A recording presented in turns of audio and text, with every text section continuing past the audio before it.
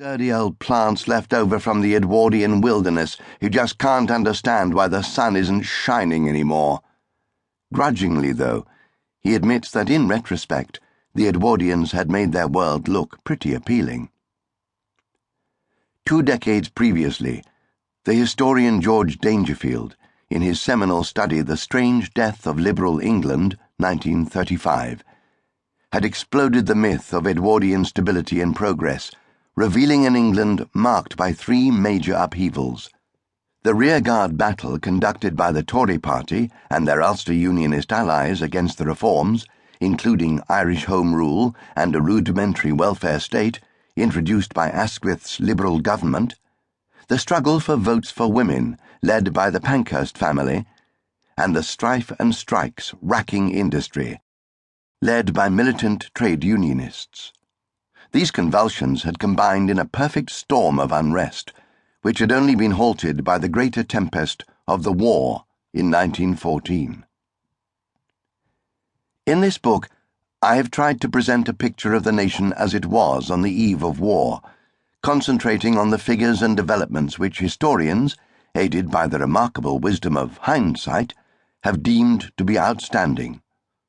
Like Dangerfield, I have given due weight to the major political and social issues of the year: the Ulster crisis, the suffragettes, and the growing fears of European war.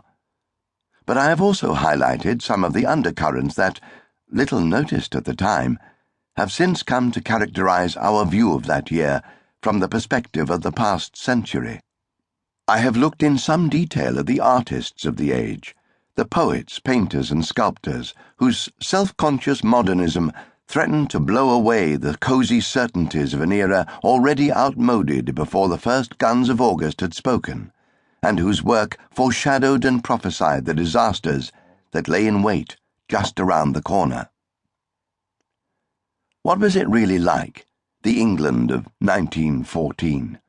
An orderly garden party about to be interrupted by a devastating thunderclap and cloudburst, or a seething mass of unresolved conflicts and contradictions racing towards inevitable destruction?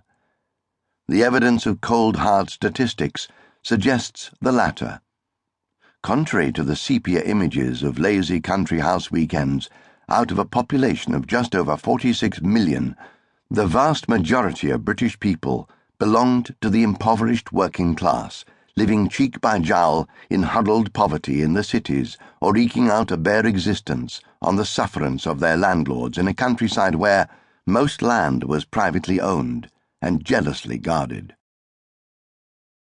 As summer came into full bloom at the beginning of August 1914, the last weekend of the old world was crowded with sporting fixtures.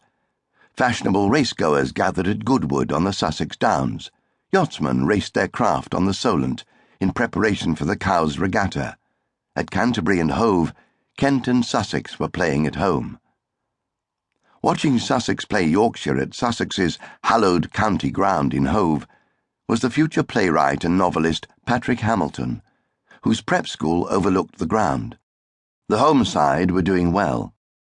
The previous day, Joe Vine and Valence Jupp had enjoyed an unbroken second-wicket partnership of 250 runs.